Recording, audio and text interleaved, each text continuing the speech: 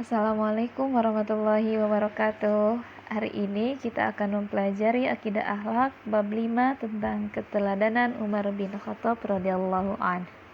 Kompetensi dasar pada bab ini ialah menghayati kisah Umar, meneladani sifat Umar, menganalisis dan menceritakan kisah Umar. Tujuannya menunjukkan sikap penghayatan kisah Umar, menerangkan kisah Umar pada masuk Islam, menyebutkan sifat Umar, menunjukkan perilaku dan menceritakan kisah sahabat Umar. Mari kita simak kisah Umar bin Khattab masuk Islam. Masuk Islamnya Umar bin Khattab. Aku hendak memberitahukan suatu berita besar untukmu. Adikmu Fatimah dan suaminya Sa'id bin Zaid telah memeluk Islam, agamanya Muhammad. Demikian ujar seorang lelaki kafir Quraisy kepada Umar. Umar terkejut dan marah besar mendengar hal itu. Segera ia berlari menuju rumah adiknya tanpa bersuara sedikit pun. Ketika itu, Fatimah dan suaminya sedang belajar Al-Quran bersama seorang lagi sahabat mereka, Khabbab al-Arati. "Aku Umar, cepat buka pintunya!" bentak Umar. Khabbab mendengar hal itu langsung berlari menyembunyikan dirinya. Sementara Fatimah dan Sa'id pucat mukanya. Mereka faham akan watak Umar, serta kebenciannya terhadap Islam. Namun dengan membesarkan hati, Fatimah membuka pintu rumahnya. "Aku mendengar kamu membaca sesuatu," bentak Umar. "Apa yang kamu dengar? Kami tidak membaca apa-apa," kata Fatimah. Ia sebelumnya telah menyembunyikan mushaf Quran yang dibacanya. "Aku dengar apa yang kamu baca. Aku tahu kamu sudah menganut agama Muhammad," hardik Umar. Lantas Umar mencekik leher Sa'id dan hendak memukulnya. Fatimah coba membela suaminya. Pukulan Umar tidak mengenai Sa'id, namun malah melukai dahi Fatimah. "Ya, kami telah memeluk agama Islam. Kami percaya kepada Allah dan Rasul-Nya. Apa yang hendak kau lakukan, lakukanlah," teriak Fatimah dengan lantang. Melihat hal itu, Umar yang garang mendadak berubah lembut. Dia merasa kasihan melihat kepala adiknya berdarah akibat pukulannya. "Berikan kepadaku mushaf yang kau baca. Aku berjanji tidak melakukan apa-apa. Aku hanya ingin mengetahui apa yang dibawa oleh Muhammad," Umar berkata kepada adiknya. Fatimah agak ragu, tetapi Umar kembali meyakinkannya. "Jangan takut. Aku bersumpah demi Tuhan Muhammad, aku akan kembalikan mushaf itu selepas membacanya." Fatimah terharu. Dia amat mengenali sifat Umar yang sangat memegang teguh sebuah janji. Akhirnya diserahkanlah mushaf Quran yang disembunyikannya. Fatimah menjawab, "Umar saudaraku, engkau masih najis karena syirikmu. Al-Quran ini tidak boleh disentuh melainkan oleh orang yang suci." Fatimah menyuruh Umar mandi. Selepas itu barulah diserahkan mushaf itu kepadanya. Umar menerimanya dengan penuh rasa penasaran. Ia lantas membuka surat Toha. Ia membaca mulai dari awal surat tersebut. Setelah membacanya, spontan ia berkata, "Alangkah indahnya ayat ini." Khabbab yang masih dalam persembunyiannya dalam rumah Fatimah memberanikan diri untuk keluar mendengar perkataan Umar itu. Khabbab berkata, "Umar, demi Allah, aku pernah mendengar Muhammad berdoa, 'Ya Allah, bantulah Islam dengan Abul Hakam Hisham atau Umar al-Khattab.' Cepatlah Umar, segeralah engkau temui Muhammad," desak Khabbab. Akhirnya mereka berdua menemui Nabi Muhammad di sebuah rumah berdekatan dengan Bukit Safa, di mana Nabi sedang mengajarkan agama Islam kepada sahabatnya. Para sahabat yang melihat kedatangan Umar menjadi gentar, khawatir Umar akan menyerang Nabi dan mereka. Nabi Muhammad sendiri sangat tenang. Beliau mempersilahkan Umar masuk. "Apakah yang menyebabkan engkau datang ke sini? Demi Allah, aku takut kamu tidak insyaf sehingga Allah menurunkan bencana atasmu." Nabi berkata kepada Umar, "Wahai Muhammad, aku datang untuk beriman kepada Allah dan Rasul-Nya." Umar membalas. Nabi dan para sahabat serentak bertakbir mendengar pengakuan Umar ini. Mereka satu persatu memeluk Umar sambil meneteskan air mata. Yang selanjutnya tentang kisah keteguhan akidah Umar bin Khattab. Lebih jelasnya, mari kita simak penjelasannya. Ali di sini menukil, mengatakan, memuji Umar bin Khattab berkata, aku tidak mengetahui seorang laki-laki dari muhajirin yang berhijrah ke Madinah, melainkan dia melakukan dengan sembunyi-sembunyi kecuali Umar bin Khattab. Ketika hendak berhijrah, dia mengambil pedangnya, menyiapkan busurnya, menenteng beberapa anak panah di tangannya, dan memegang tombak pendeknya. Jadi orang siap perang, gitu kan? Pedangnya ada, busurnya, anak panahnya, dan tombak kecil di tangan kirinya. Lalu dia menuju ke Ka'bah. Sementara para petinggi Quraisy sedang berada di halamannya. Dia tawaf di Ka'bah 7 putaran dengan tenang. Lalu mendatangi makam Ibrahim dan sholat 2 rakaat. Kemudian dia berdiri di hadapan mereka satu persatu dengan berkata, jadi setelah tawaf menghadap ke orang-orang Quraisy, ini yang banyak puluhan jumlahnya. Dia menghadap lalu dia berkata, "Wajah-wajah buruk Allah tidak menghinakan kecuali hidung-hidung ini." Ini bahasa Arab biasanya mengatakan, sungguh kalian orang yang paling buruk di muka bumi. Dia bahasanya begitu. Siapa yang ingin ibunya meratap karena anaknya mati, atau anaknya menjadi yatim karena kehilangan ayah, dan menjadikan istrinya sebagai janda, hendaklah dia menemui aku di balik lembah ini karena aku mau hijrah sekarang. Jadi dia tantang. Jadi bahasanya bukan bilang saya mau hijrah, siapa yang mau lawan saya silakan, enggak. Dia berikan kalimat-kalimat yang menantang sekalian. Jadi pasti mati deh. Kamu mati atau saya mati? Itu bahasanya gitu kan. Siapa yang mau anaknya jadi yatim, orang tuanya kehilangan anak, istrinya jadi janda, temuin saya di belakang lembah ini. Saya mau hijrah ke Madinah. Kata Ali radhiyallahu anhu, tidak seorang pun yang mengikutinya kecuali orang-orang yang lemah yang telah diberi pelajaran dan bimbingan olehnya. Lalu dia berangkat kepada apa yang dia inginkan. Ini sebagaimana tadi disebutkan, sudah saya sebutkan riwayatnya.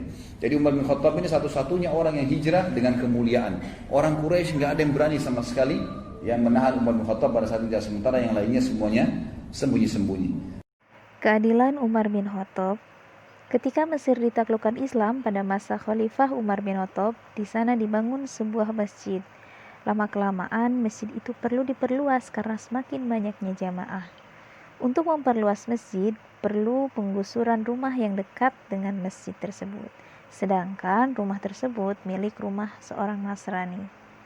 Amr bin Al-As, yaitu gubernur Mesir, menawarkan kepada wanita tersebut untuk menjual rumah dan tanahnya dengan harga berapapun. Tapi wanita tersebut menolak. Penolakan tersebut membuat Amr bin Al-As marah. Keadaan pun menjadi tegang. Akhirnya sahabat Amr bin Al-As meminta pertimbangan kepada Umar di Madinah. Setelah mengetahui permasalahannya, Khalifah Umar menulis surat untuk wanita tersebut dan Amr bin Al-As dengan bahasa yang ramah. Isinya mempersilahkan wanita itu hidup tenang di rumah dan tanah miliknya, adapun masjid harus dibongkar dan dipindahkan ke tempat lain. Membaca surat tersebut, wanita itu terharu dan berkata, "Alangkah bijaksana dan mulianya khalifah ini."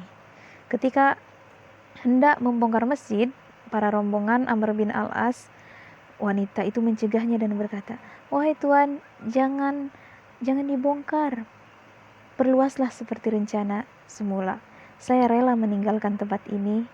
Tanah dan rumah saya ikhlaskan untuk perluasan masjid dan tidak perlu dibayar." Nah, Masya Allah sekali, berkat keadilan dan kebijaksanaan Umar, wanita tersebut bahkan merelakan apa yang ia punya. Selanjutnya tentang kepedulian Khalifah Umar terhadap kaum lemah. Mari kita simak kisahnya. Suatu malam bersama sahabatnya Aslam, Khalifah Umar berjalan-jalan ke kampung terpencil yang berada di tengah gurun sepi. Tiba-tiba beliau terkaget. Dari sebuah kemah yang sudah rombeng, terdengar suara gadis kecil menangis keras. Umar bin Khattab dan Aslam bergegas mendekati kemah itu untuk mengecek bila penghuninya membutuhkan bantuan. "Assalamualaikum," sapa sang khalifah. "Waalaikumsalam," jawab wanita janda sedikit mengabaikan dan kemudian melanjutkan pekerjaannya, yaitu sambil mengaduk panci. "Boleh aku mendekat?" "Silahkan, jika kau membawa kebaikan," jawab wanita tersebut. Kemudian sang khalifah mendekati wanita yang sedang mengaduk panci tersebut. "Siapakah gerangan yang menangis di dalam itu?" tanya sang khalifah. "Anakku," jawab wanita janda. "Kenapa anak-anakmu menangis? Apakah ia sakit?" "Tidak, mereka lapar," jawab wanita janda tersebut. Lalu sang khalifah dan Aslam tertegun. Mereka masih tetap duduk di depan kemah sampai lebih dari 1 jam. Gadis kecil itu masih terus menangis, sedangkan ibunya terus mengaduk-aduk isi pancinya. "Apa yang sedang kau masak, hai ibu? Kenapa tidak matang-matang juga masakanmu itu?" tanya sang khalifah. Kau lihatlah sendiri," jawab wanita janda. Sang khalifah dan Aslam segera menjenguk ke dalam panci tersebut. Alangkah kagetnya ketika mereka melihat apa yang ada di dalam panci tersebut. Sambil masih terbelalak tak percaya, sang khalifah berteriak, "Apakah kau memasak batu?" "Aku memasak batu-batu ini untuk menghibur anakku." Inilah kejahatan Khalifah Umar bin Khattab. "Ia tidak mau melihat ke bawah," jawab wanita janda. "Apakah kebutuhan rakyatnya sudah dipenuhi apa belum? Lihatlah aku seorang janda. Sejak dari pagi tadi aku dan anakku belum makan apa-apa. Jadi anakku pun kusuruh berpuasa dengan harapan ketika waktu berbuka kami mendapatkan rezeki. Anakku terpaksa tidur dengan perut yang kosong. Aku mengumpulkan batu-batu kecil, memasukkannya ke dalam panci dan kuisi air. Lalu batu-batu itu kumasak untuk membohongi anakku dengan harapan ia akan tertidur lelap sampai pagi. Ternyata tidak, mungkin karena lapar. Sebentar-sebentar ia bangun dan menangis minta makan."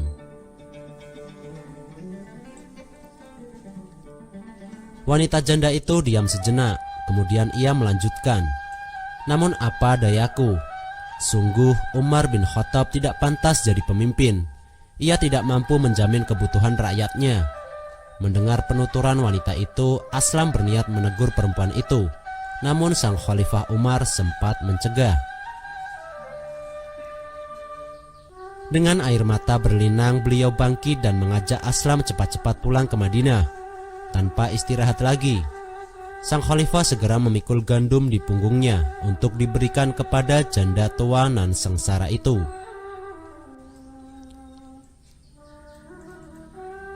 "Angkatkan ke punggungku Aslam," seru sang khalifah. "Wahai Amirul Mukminin, biarlah aku yang memikul karung itu." "Aslam, jangan jerumuskan aku ke dalam neraka. Engkau akan menggantikan aku memikul beban ini. Apakah kau kira engkau akan mau memikul beban di pundakku ini di hari pembalasan kelak?" Dengan wajah yang merah padam, Aslam tertunduk. Tersuruk-suruk Khalifah Umar berjuang memikul karung gandum itu. Angin berhembus membelai tanah Arab yang dilanda paceklik.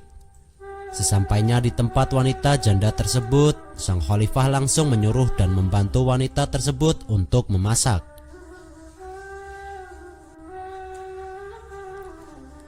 Sambil memberikan serantang gandum, masukkan gandumnya dan aku yang akan mengaduknya. Sang khalifah sembari meniup asap untuk menghidupkan apinya. Setelah masak, Sayyidina Umar pun mengajak keluarga yang miskin itu untuk makan. Kemarilah anakku, ayo kita makan," seru sang wanita tersebut. Sambil melihat mereka makan, Sayyidina Umar duduk tersenyum dalam hatinya. Hatinya berasa sangat lega karena melihat anak-anak kecil itu kembali gembira. Sang wanita tersebut berkata, "Semoga Allah membalas kebaikanmu dengan yang lebih baik. Engkau lebih baik dibanding Khalifah Umar." Lalu sang khalifah berkata, "Berkatalah yang baik-baik. Besok temui Amirul Mukminin dan kau bisa temui aku juga di sana." Insya Allah ia akan mencukupimu. Pada keesokan hari itu, datanglah ibu itu ke Baitul Mal. Sang khalifah pun menyambut dengan senyum bahagia. Ketika ibu itu melihat wajah sang khalifah, dia menyadari bahwa orang yang membantunya semalam adalah Sayyidina Umar sang Amirul Mukminin. Wanita itu gemetaran dan terlihat ketakutan. "Aku mohon maaf, aku telah menyumpahi dengan kata-kata zalim kepada engkau. Aku sudah siap menerima hukuman yang akan ditimpakan," kata sang wanita tersebut. Sang khalifah pun menjawab, "Ibu tidak bersalah. Akulah yang bersalah selama ini. Aku berdosa membiarkan seorang ibu dan anak kelaparan di wilayah kekuasaanku. Bagaimana aku mempertanggungjawabkan di hadapan Allah? Sudi kiranya ibu memaafkan aku." Beliau masih sempat datang membawa makanannya sendiri sekedar untuk memenuhi kebutuhan makanan wanita dan anaknya yang kelaparan. Dapat disimpulkan bahwa Umar bin Khattab adalah seorang yang berani, tegas, dan cerdas. Ia berasal dari suku Adi.